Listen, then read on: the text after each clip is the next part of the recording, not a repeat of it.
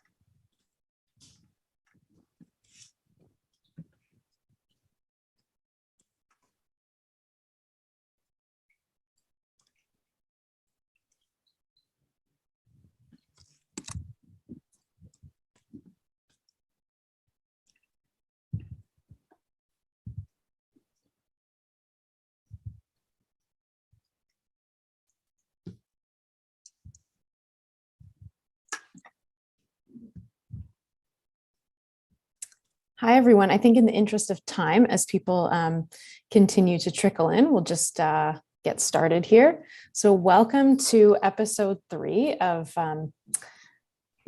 it's titled Tales from the Silico Trenches. We have 2 very exciting guests with us today. And I will begin introducing them. First, just a couple of housekeeping rules. Number 1, this session is being recorded. So just for everyone's information, and it will be available afterwards on demand. So a link will be sent after the recording is complete. Number 2, just for any questions that you have during the session, please just feel free to pop them in the chat, and we will address them at some point throughout this session when there's kind of a natural pause, or if it makes sense at the time. And please feel free to ask many questions. Don't hold back at all. And so we'll aim for about 45 minutes, up to about 60. So just for everyone's knowledge. If there aren't any initial questions, I'll just perhaps begin moving on here. So as I said, we're in episode 3 of our entire kind of journey. Our aim for this is to kind of take the audience throughout our entire series of, and the title kind of speaks for itself, Molecule to Medicine. So how a drug starts off and how it ends off in the process. So we're currently at episode 3. I wanted to introduce Mel. Sorry, I'm just going to go into present mode here. So we have 2, as I mentioned, we have 2 extremely dynamic speakers with us today. So I have the pleasure of introducing Mel. And so Dr. Melissa Landon is the Chief Strategy Officer at Cyclica, where she supports the company's brand, business model, and scientific innovation by providing insights into the dynamic needs of the market and ensuring the accurate positioning of Cyclica's technology. Prior to this role, Melissa held several key senior management positions, including most recently Director of Application Sciences at Schrödinger. Currently, Melissa serves as a member of the editorial board of the journal AI in Life Sciences. She's also held several leadership roles in the Boston Group for Informatics and Modeling and the Computers and Chemistry Division of the American Chemical Society. So welcome, Mel, and Mel will be introducing our next speaker, Dr. Marty Head. So I'll just move on to the next slide, Mel, and you can take it from here. Great. Thanks, Jen, for the introduction. It's fun to be here, my first YouTube live stream. So it's my pleasure to introduce Marty, who probably needs no introduction to the CAD community, but for those of you not familiar, Dr. Marty Head is currently the director of the Joint Institute for Biological Sciences and director of computational biomedical initiatives at Oak Ridge National Laboratory. And I hope, Marty, that you tell us more about your current role there. Prior to that, where I first met Marty, which I think was over probably a decade ago. Longer ago than we want to admit. All right, but we're still 25, so it doesn't matter. That's right. That's right. Yes. So we met, I think, probably the first time either at a Gordon conference or an ACS meeting many years ago. But at that time, she was director of computational chemistry at GSK, where she did many, many things. Started out first leading the computational chemistry team, and then moved more into AI, where she led a cross-functional team that collaborated with Palantir. And again, I think that would also be very interesting, Marty, for you to maybe share some experiences or reflections on that experience with the group here. And prior to that, she did her graduate work at Duke and her undergraduate at Hamline University. She's published many papers. One of them, I think, was probably one of the most influential papers in our field at the time that looked, that was the first real critical assessment of docking scoring functions within the industry. And I think that stimulated a lot of innovation research in that field. And I think is still, I'm sure, highly referenced today. So Marty, I could go on and on about you and sing all your wonderful praises, but I feel that I should stop here for now and just pass the virtual baton over to you to tell us, first of all, tell us where you are and what brought you there and what you're up to these days. And then maybe I'll ask you a few questions about your experiences working in this industry, as well as take questions from the audience that they might have. Great. It's good to see you, Mel. We do go way back. I think when I first met you, you were still with Shandor at... That's right. I was a graduate student. Yeah. So we've known each other a long time, but it's a small and really collaborative and collegial community, computer-aided drug design in the pharmaceutical industry. And so it's just a real pleasure to get to see you again. So let's start with, where am I? I am joining you today from the hills of East Tennessee. Out in that direction, I can actually see the ridge lines of the Smoky Mountains. And I'm sitting on my back porch because unlike those of you who are joining from Boston, it's in the 70s here today. And so I'm grabbing this last day of sunshine and fall weather before I have to hibernate inside again. So I'm joining you from East Tennessee. I'm at Oak Ridge National Laboratory these days. And as Mel said, I'm the director of the Joint Institute for Biological Sciences. It's a joint institute between Oak Ridge National Laboratory and the University of Tennessee system.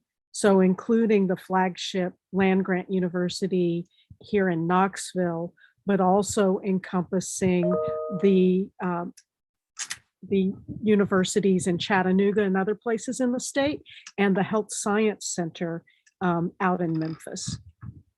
And so the role there is, so the joint institutes, they've been around, I don't know, 20 years or so. And JIBS in particular had a real focus on biofuels, bioenergy, things that align with a Department of Energy kind of concept. And I was brought here to try and imagine what could Oak Ridge and the University of Tennessee do together more on the biomedical side of research. And so that's one arm of what I do. And the other arm is I sit within the Computing Sciences Directorate. I don't know if you know, Mel, that we have the second fastest supercomputer in the world and the fastest in the US. And Oak Ridge is currently installing Frontier, which will be the first exascale computer in the US and will again vault the US back into that ever exciting first place position in the world. And so hence the other title I carry, which is Director of Computational Biomedical Initiatives, really working across all of the national labs to take advantage of the capabilities we have at the lab in computing. We also have the world's most intense pulsed neutron source. So we can look at structures in some really interesting ways. And we have a deep capability in biology and chemistry and analytical sciences. And so as a whole, just trying to help the lab figure out where are the opportunities? How can we capitalize on those opportunities to make a difference in the world? Yeah, I mean, it's almost sounds as if you have sort of the full capabilities of a pharmaceutical company, or certainly a biotech company, at your disposal. Only not quite. We have a lot of the experimental and technical capabilities, but we don't have animals on site. So we have to partner with other organizations whenever we're doing things with animal studies. And we don't do human research directly at the lab. And so we do all of that in partnership with other organizations as well. But yeah, just about everything else. Right. Yeah, I recall when I was a postdoc at Brandeis, actually, two of my colleagues went to Oak Ridge to do a neutron diffraction experiment. And it was the first one done in the lab. And it was very exciting. Yeah. So. One of the things that when I first started here at the lab, I got to spend a lot of time getting to know people and the capabilities here. And one of the things that got me really excited, I mean, you know, Mel, that I used to do a lot of antibacterial research. Yes. The folks here in the neutron organization have, in the past, they were able to grow E. coli in deuterated media so that they deuterate sort of all of the components of the cell wall. And then they add back in lipids or protein, membrane proteins that are not deuterated. And so they are able to see the structure and dynamics of those lipids or proteins or different macromolecules in a living bacterial cell. And yeah, I keep encouraging them that what I'd love to see is an efflux pump in action, but yeah, absolutely. Not yet. Absolutely. Yeah. And so what kind of projects have you've been working on there over the past few years? Well, so in my first year here, I spent a lot of time just building relationships and figuring out how to do work with the University of Tennessee. And we did some projects around radiotherapeutics. Because another thing that Oak Ridge has that we certainly did not have at GSK is we're one of the world's primary producers of radioisotopes, including being the producer of actinium-227 for Bayer's Xofigo product and some other things. And so doing some work with UTHS Health Science Center and Oak Ridge around radiotherapeutics early on. And then I had been here 2 years, and then like it did for all of us, the world changed drastically. So I spent 2020 and now into 2021 working with a 9 national lab team, looking to accelerate the hunt for potential therapeutics for COVID-19. And I continue to be associated with Accelerating Therapeutic Opportunities for Medicine, a joint project. The founding members were GSK, the National Cancer Institute, DOE, and UCSF. So I'm still involved with that partnership as well. Can you describe a little bit about that? Because I think that initiative would be fascinating to people here. I'm sure some people are familiar with it somewhat. Yeah, so that is a project that began when I was still back at GlaxoSmithKline Pharmaceuticals. I and John Baldoni and Stacy Claude Thompson and Tom Rush and Eric Manis and Christine Donahue and a whole cast of other characters. Ross Walker, can't forget that name either, and Konstantin Kriatsalis. Anyways, a collection of us at GSK were excited by the capabilities of the national labs. And we started down this journey of partnering with Lawrence Livermore National Lab, they're affiliated with DOE, and with Frederick National Lab, who's affiliated with the National Cancer Institute. And our really humble minor goal was to transform the way we do early drug discovery. And so to really try and transform that process from that first biological hypothesis, if I go after this protein or this pathway, will it have an impact on disease? So Yeah. starting there and going through to the time when you have an investigational new drug application and you're ready to start a clinical trial. How can we transform that piece of the puzzle so that it both goes faster and gives us better molecules with a higher probability of translating into the clinical and into true outcomes for patients? And so, yeah, go ahead. I'm just curious, maybe I'm beating you to the punch, but just with that, I mean, that's a very lofty aspiration, because what you're talking about essentially is transforming all of, preclinical drug discovery, which, I think many of us recognize the need for. But I'm just curious, in your view, where do you feel that, sort of, what do you think needs to be, I don't want to say transformed the most, or where do you see the biggest need for change sort of in that whole process? Or maybe there's multiple steps, but. Okay, good question. So at the time that I started out in the pharmaceutical industry more years ago than I'm going to say, the big reason for failures in the clinic were due primarily to the properties of our molecules. And so we'd hand over brick dust and ask the formulators to formulate it. And then when it would finally get in the clinic, there would be metabolic instabilities, there would be low bioavailability, all because the properties of our molecules weren't great. And a lot of time and energy and attention was put into that problem by people across the pharmaceutical and biotech industry. And now that has really reduced as one of the reasons for failure. The biggest reason, in my mind, the biggest reason for failure is that translational aspect. What is this molecule going to do when it goes into a human? Is it going to have the impact that we want it to have? And is it going to have a low set of risks and hazards for having biological impacts that we don't want to see? In the real world, what we want to optimize is the therapeutic index, right?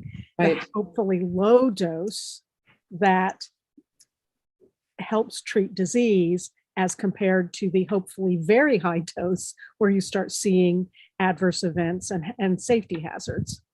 And to try and optimize this, back in early discovery, everything we do is a model of what we want to see. I mean, Mel, you and me, we've been building computational models for a long time about how the molecules interact with proteins and other parts of the biological system, but even the high throughput screening assays that we run, the cell-based assays that we run, even the animal models, those are just models for what we want to see in the clinic. And then on top of that, if you look starting in late 80s through into the early 90s, we moved to a rational drug discovery paradigm where we have this idea that, okay, we've got a protein, we just need to find a molecule that interacts with it, and that's going to do it. And that's going to be great. But you and I know that it's actually this really complicated web of interactions, proteins, genes, metabolites, all of these things interacting together. And how can we understand if I impinge on that system here or here, how does that change percolate through the system? And so in my mind, the biggest challenge for us in drug discovery is having that more complex networked understanding of what's going on so that we have models in early discovery that give us better information about what we can really expect to see when we get into humans in the clinic. Yeah. It's that clinical translation that's the biggest part. And then it just takes a long time as well, which, as we've seen these past 2 years, it would be great to go super fast. Yeah, I agree. And so to achieve that, I mean, and I have my own biased view of this, but I'm curious to hear your view. Do we have all the information that we need, and it's just a matter of using it better, or do we not? And if we don't, then what are we missing? We sure have a lot more information than when I started out in the business. And in certain parts of the puzzle, we're getting more and more and more information. As gene sequencing has become more robust, we have already seen really growth in that set of data so that there's lots of it. But you're still missing that translation step of how does that gene information translate to the biological interactions and the chemical reactions that go on in a body. And then the big leap is, okay, how do those fundamental processes that are going on inside of me right now, how do they translate to what's going on? And so the answer to your question is a really lame sort of non-answer, which is, yes, we have a lot of data and a lot of it is the right kind of data, but no, we don't have all the data we need. And we really never will have all of the data that we need to truly understand a human physiological system. Right. No, I agree with that. Yeah. So you said you had an opinion. What is your opinion? No, I don't think that we have all the data, and when I say we, I mean, I think if we amassed all the data that sits in every pharmaceutical company, every biotech company, and every academic institution, then maybe we would. but you know, that's the other challenge, right? Is, you know, and we could have a whole other conversation around data access. But even going back to the lofty ambitions of the Atom Project, so how are they using this information to transform? So I'll do a quick bit about what our workflow is looking like and how we're moving forward and where we've gotten to. I will say, you're right that one key component is how do we tap into the data that already exists, that's hidden away in pharmaceutical companies and academic institutions and so forth. I would say the data that's going to come from those sources has to be thought about with caution. Because in early discovery, we generate big piles of data, but the error bars on those measurements are pretty big. So there's lots of data with the signal hiding in these complicated distributions with noise in them. And so it's going to take specific computational techniques that can deal with that. When you get down to the end where you're talking about data that's gone in patients, you're talking at most a few hundred molecules over time from each of the big pharma. And when you talk about small biotechs, it's an even smaller number. So how do you translate this big pile of data that has quite a bit of uncertainty baked into it? How do you connect that to the small amount of very high quality data for very few compounds? And so, right. And also you have to assume that probably, you know, there's significant overlap of the portfolios of big pharma, right? So all, you know, of those. Right. And I see Jennifer with her hand up. Sorry, I don't want to interject. There are a couple of questions from the audience. So, you know, one's more related to career advice and one is a bit more, I guess, scientific or opinion, I guess, scientific. Shall I ask the— Yeah, please interrupt us because we could just keep going forever. So that's why I thought I would just raise my hand and gently see, you know, what emerged from that. So Let's save the career questions, I think, for the end, because I think there will be several of them. And I think it's kind of a good segue into the later topics. But so this other question is, what are your thoughts on potentially moving away from animal models to systems that better mimic human biology? For example, 3D printed models, computational, et cetera. I thank you for raising that question, because I think it is the direction of travel that we have to go, right? Because right now there's a biological process that we want to intervene with. And we abstract that down in the first instance to a biochemical assay, usually, or a cell-based assay.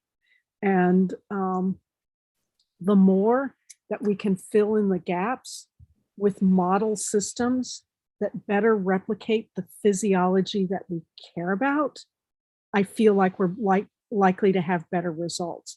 And so I personally just play on the computer all day. So it fascinates and thrills me to see folks who are building organoid models or human on a chip models or 3D printed models. People who are thinking about how can you take primary cells from a patient and understand the translation of those and how your molecule will work in that context. So I do think that that is absolutely one of the pieces of the puzzle that we have to build. I'm not going to be the person who builds that, but I am excited for it to be there and be part of it. Would you agree with that, Mo? I would. Yeah, I absolutely would. I mean, I think there's a general recognition that animal models, first of all, well, they're just not, as you said early on, they are just models. And we're making a lot of assumptions about the similarities between animal biology and human biology when we employ them. However, frankly, for a long time, it was sort of the best we could do. And then you just kind of hope that it translates. And then you see, you get into the clinic and you see that it oftentimes doesn't, right? Yeah. And so it does lead me to think about, so my snarky comment that I usually make is that mouse models of cancer are using mice as fuzzy test tubes, essentially, right? So you take a mouse that's immune system enables you to insert a human tumor in the mouse, and then you treat the mouse, and it's telling you some things about bioavailability in the mouse, but you're really curing a mouse from a human cancer. On the other hand, if you think about something like antibacterials, where I spent a lot of my time working, there it's, if you can, we used to do studies where you had staph in one leg and strep in the other leg, and you could do a high throughput test. If you can clear a bacterial infection in a mouse, your chances of success in the clinic are not so bad. Right. Whereas if you can cure a mouse of cancer, the translation into the clinic is not so good. And so having those more human physiologically relevant. Yeah, that's an excellent point. I mean, I spent my career in pharma working in anti-infectives as well. And there, the biggest concern you have going from an animal model to a human is just if there's going to be toxicities that you don't observe, right, in the animal. But you're right, because you're not targeting the animal per se, but you're targeting the bacterial pathogen, which would be the same. That is probably the most suitable use of animal models. Yeah, or one of them more. And so I have seen a bunch of questions coming in about, is the future of drug discovery AI-based or structure-based, or new lab-based? All of the above. And and someone else says, I've likely seen every approach and heard every claim. What's the biggest letdown and the biggest surprise that has been over-delivered? So the reason I said yes, all of it, we do have a tendency as human beings and as an industry to chase the one solution that's going to be the answer to the challenges, the silver bullet that's going to make it all better. And so we chased rational design, we chased computer-aided drug design, we chased combinatorial chemistry. We heard claims in the late 90s and early 2000s that you could build high throughput screening collections and just grab your drug right out of the midst of it. We hear about drug repurposing, and now we hear about artificial intelligence and machine learning. I would say that we've been doing machine learning all the way back to the Hammett constants, but Yes. but at the moment, the computational horsepower and the new algorithms allow us to do it at an even greater scale. And so we start thinking, ooh, AI machine learning, that's going to be the answer. Unfortunately, the challenge is that the answer is we need multiple tools in our toolkit. We need multiple kinds of models for understanding the system. And we need those integrated into a way of thinking about the world and a set of tools that are flexible and can continue to get better. But it's going to take an integrated approach across AI, ML, plus structure and physics-based, plus experimental models for what's going on. It takes all of those pieces together.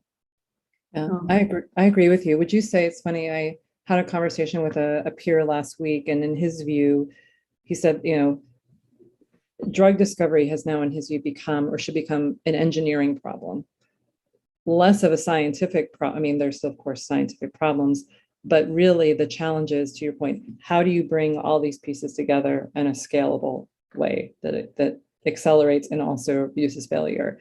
And it's as much about, for example, automating experiments, doing all these things, as it is about sort of unearthing scientific, knowledge of disease biology and so forth. Would you agree with that, or do you think the challenges are still primarily scientific driven, or do you think it's more engineering driven at this point? I hate to give you the same lame answer. It's both. It's both, right? Yeah.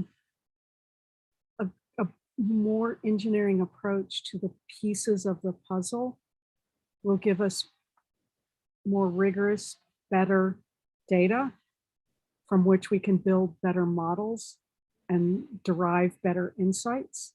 And so that engineering approach is important for driving timelines and for informing the scientific understanding that needs to come.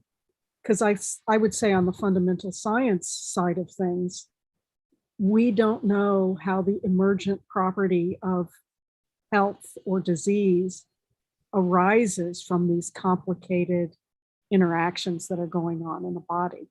And so there's still some fundamental research that needs to go into what is the cause of health? What is the cause of disease? What are the levers we have to move that? And so the engineering supports that, and the scientific outcomes drive into engineering solutions that can deliver products for patients. Yeah. Yeah. I don't think that's a lame answer at all. What's that? I said, I don't think it's a lame answer at all, for what it's worth. And I do see someone asking a really specific data question, so we'll do that one too. Oh, golly, how many, and it connects to how many times have we been disappointed? How many times have we seen someone build a really excellent model for the positive data that they have, and it only predicts this one little teeny space of the world that we're looking at? Yes, we need to know which ones don't work. And I think what happens is, once you go behind the curtain inside of a pharmaceutical company, you see that most of your data is negative. And so you're unbalanced in the other direction. It's finding the positive examples that drive a good model build, either computational or experimental, that you don't have. And in the outside, you only see the positive results because that's all we ever publish. Right. That's all. Yeah. And that's not just true in pharma. I mean, that's one of, I think, the pitfalls of publishing in the scientific industry in general. It's absolutely. But I think the biggest transition for a lot of people coming from an academic world into the pharmaceutical industry is learning to live with failure and learning to live with negative data and figure out how to navigate a path through that. It's the difference in how unbalanced towards negative data inside the company. Do you think, reflecting on your experiences at GSK versus, your experiences now and your, the amount of work you've done with AI and so forth, do you think now we're better equipped to actually use negative data to its full advantage? Or do you feel that you used it effectively when you were at GSK? I don't think I used it effectively at GSK, but that's my failing, not the company's. So when I say you, I mean the collective you. Fair.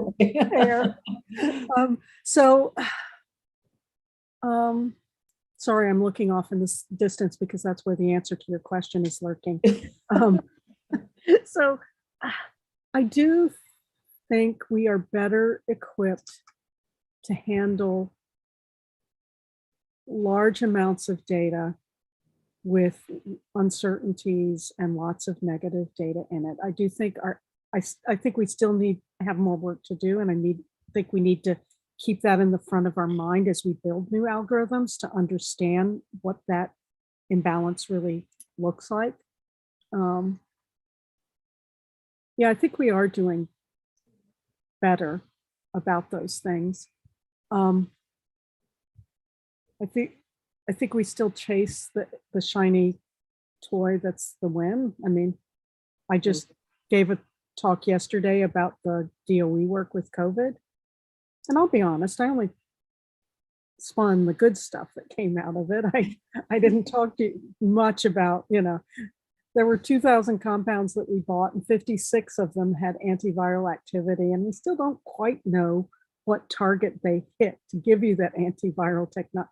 But I didn't talk to you at all about that other 1,944 or so. Yeah. and what they looked like and why that was off,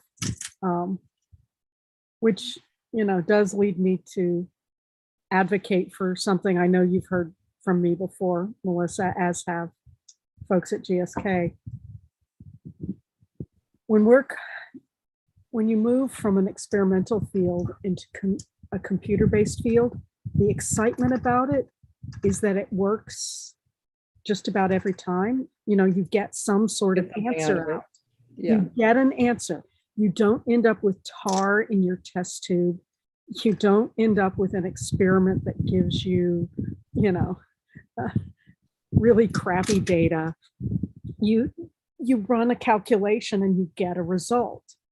And the problem with doing that is that you start to believe that result is in some way reality rather than the model that it is. And so it's super important for us as computational scientists to realize that all that we generate are models and hypotheses and potential explanations. And so it's really important for us to have the highest level of integrity and rigor about how we talk about the problems we are chasing, the way approaches we're taking to those problems, and especially the outcomes and the results of those things. We have to be willing to say, I know for sure that this part of my prediction is really solid and I'm just guessing over here. Right. We have to bring that kind of rigor to what we do. Right. Or to really, I think, assigning confidence, what you're talking about, to absolutely. Absolutely. Putting these in wristbands, yes. 100%. Yes. Instead of, if I see another bar chart without error bars around it, yeah, please give us your 95% confidence intervals when you talk about results. Anyways, I interrupted you. Yes. Sorry about that, Mel. No, I say on a more positive note, I noticed in your bio, there's mentioned that your team at GSK collectively impacted over 500 programs and helped send over 100 clinical candidates into patients. So I guess my question is, so where in your experience at GSK, where did you see computation having the greatest impact? Where was there a trend to your successes? Maybe. Yeah, so being at the table is where our successes came in. So there's a lot of things that a computational group brings to the table that's valuable and drives results. One is helping navigate to an understanding. Providing an explanation is really important because that helps guide the decision moving forward. And so computations that help us derive mechanistic understanding or understanding of our structure-activity relationships or direction that help us make decisions. That's where the biggest impacts are. What is the problem my team is facing today? Is it that solubility is such a problem that we can't interpret our cell-based data in the light of our biochemical data? Okay, what computation can I bring to the table to help that person, that team solve that problem? What are the experimental techniques that will give us the data to help solve that problem? Being really that translator between all of those different disciplines, that's where I think the successes come from. Right. So really, I think what it boils down to is in some ways accelerating learning, facilitating learning. I love that phrase. Thank you for that, Mel. I'm going to You're steal welcome. it. You can steal it. You can have it. I'll cite you. Yes, I'm not the first one to coin that phrase, but I'm still going to claim it's you. okay, thank you. I appreciate that. And just curious, I mean, I want to take a few more audience questions in a few minutes, but I'm also curious. So when you were at GSK, so what we've talked about up until this point is kind of, getting a molecule to the clinic and the impact computation has had or could have. But curious, when you were at GSK working with Palantir, were you looking at also kind of other facets of the drug development life cycle? And how did you see sort of, machine learning and computation impacting those or potentially impacting those areas? So it was such a privilege and a joy to get to work on that project with Palantir, both because the scientists that we worked with there and that the scientists I got to meet in new to me parts of GSK, were just really skilled and amazing individuals, but also because it gave me a chance to see beyond the world that I had lived in for most of my time at GSK in early discovery. And so we did projects with our clinical organization. We did projects with global manufacturing and supply, and we did some projects with our corporate organization. And it really opened my eyes to some of the things that I think are embedded in this series that you're doing by the time you get to the end, which is in early discovery, we're looking for hits and leads and driving towards drug candidates. And so that gives us sort of the drug side of the puzzle. Is this molecule going to have an impact on human biology? With some of the work we were doing with product development and manufacturing, you start to learn that you also need a product on the side of it. And you don't have a medicine until you have a drug and a product together in one entity. And so there's an awful lot of the parts of the puzzle around formulations, around product profiles, around the actual process of turning a drug into a product and so forth, where I think artificial intelligence and machine learning are going to be increasingly even more important. it's what led me to go into the data space at GSK, recognizing that for both the drug side going into the clinic and the product side going into manufacturing, we needed to be able to follow that thread of data from the earliest stages all the way through to the end. We needed to start building data systems that let you connect those pieces across both translational axes, both translation into patients and translation into a product that I can make reliably and safely and in as cost-effective a way as possible. And that both of those things need that artificial intelligence, machine learning, computational sciences going into it.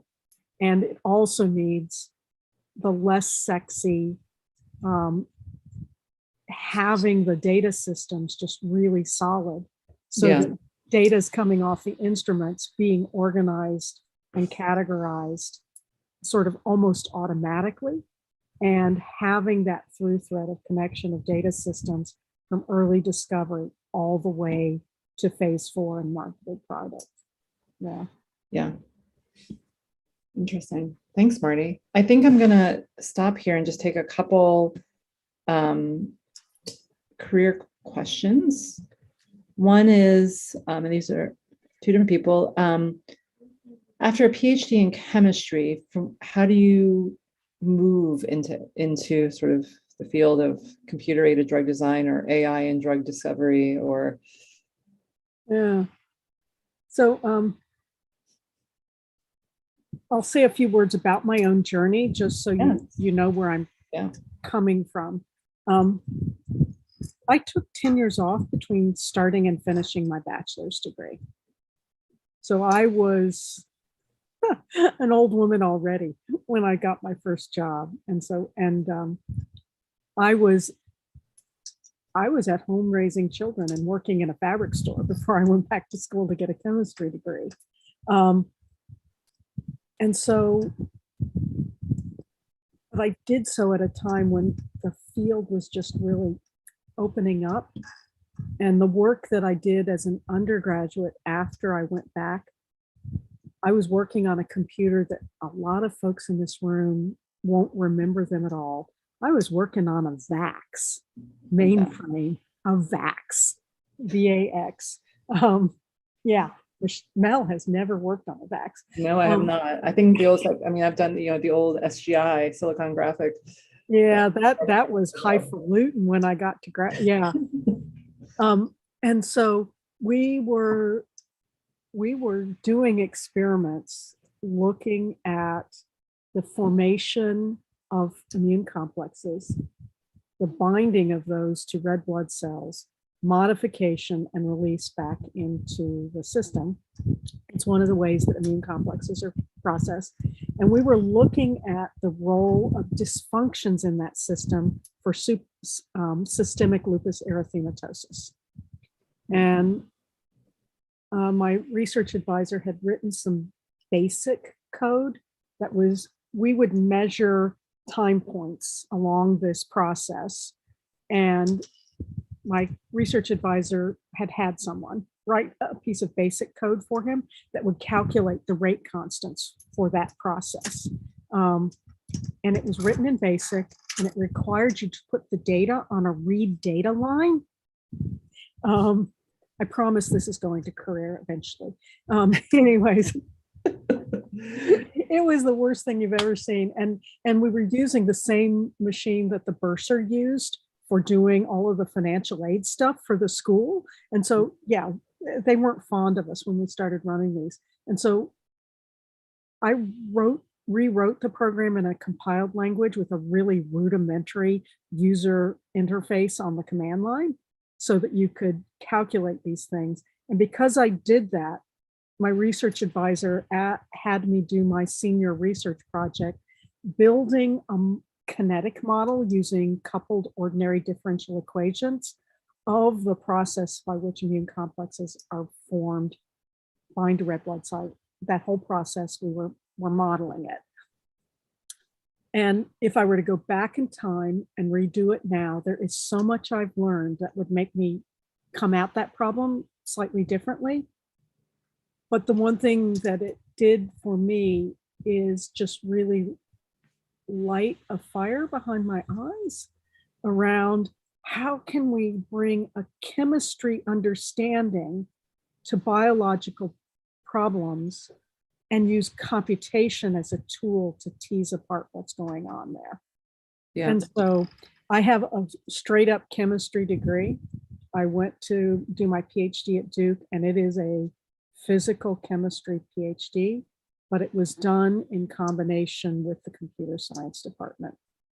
I think a chemistry background for computation is actually kind of helpful if this is the world. Oh, I agree. Go in.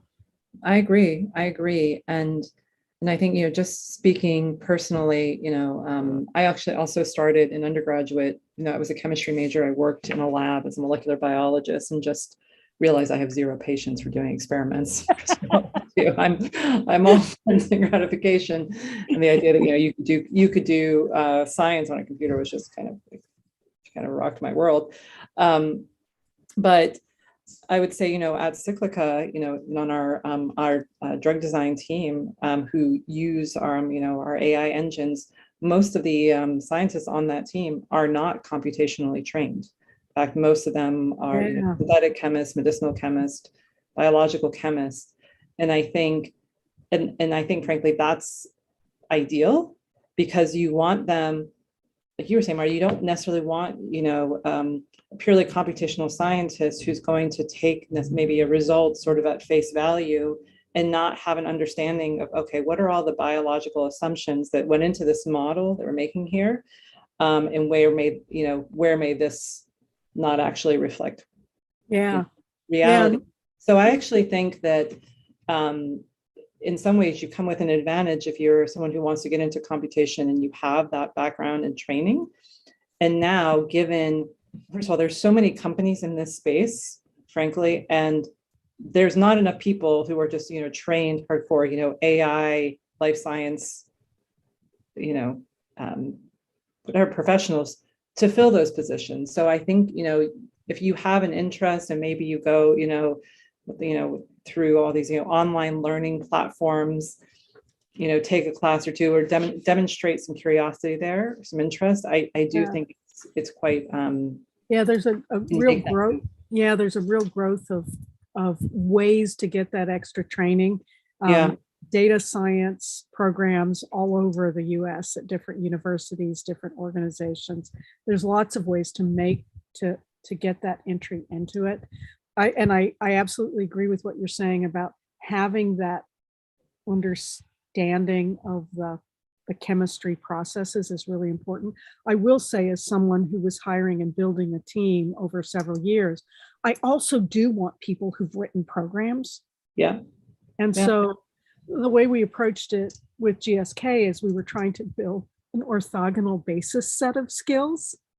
So I had people who were hardcore programming, but with a chemistry background added in.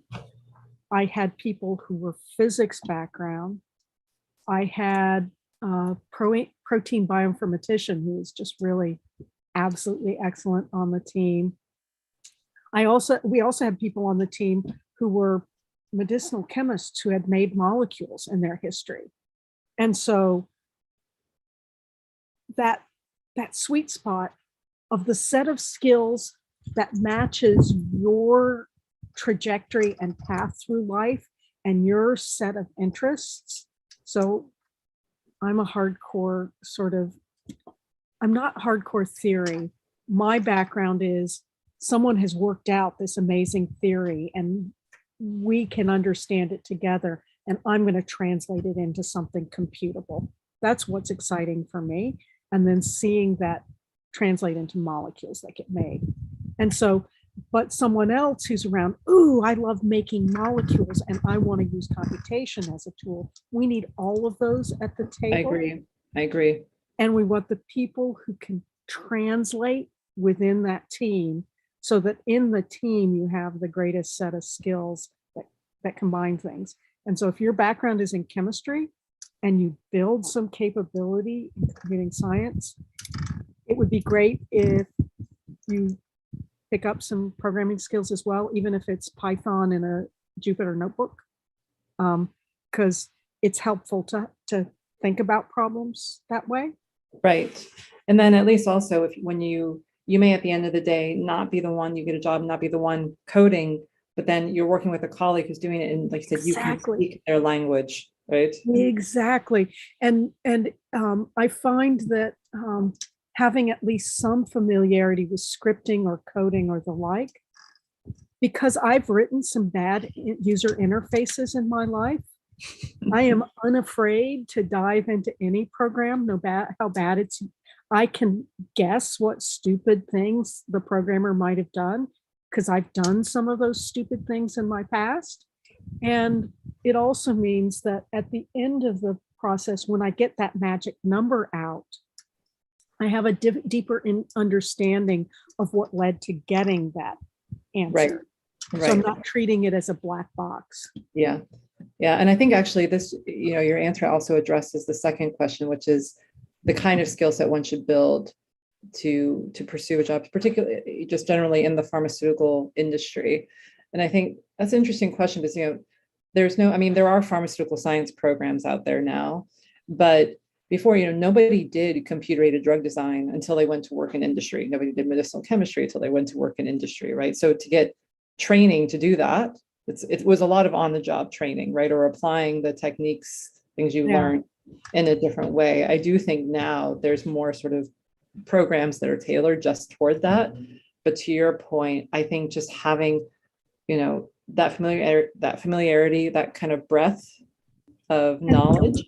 Yeah, and I think understanding what the problems are. Yeah, absolutely. And I think long term, even those of us who are taking an actual experimental chemistry or experimental biology path into the future, we're going to need to become more comfortable with data and understanding how to think about data and manipulate and do calculations on top of data. And so I think across the board, it's useful for all of us to build that skill set and to be able to translate and speak clearly about what we're doing to the folks on the team with us.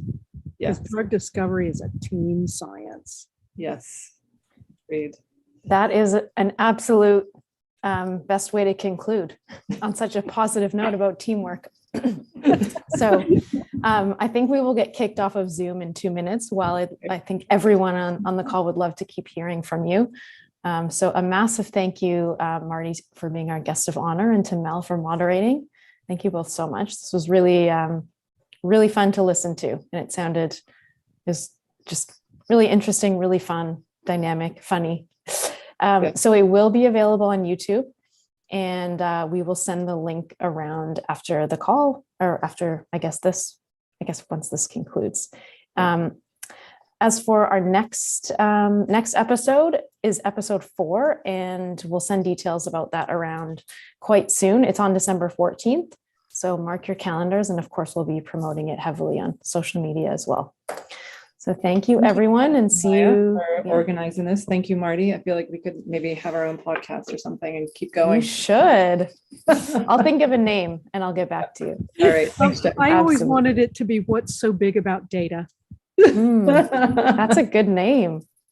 You should work in marketing. All right. Have a great afternoon, Thanks, everyone. everybody. Thank you. Bye. Bye.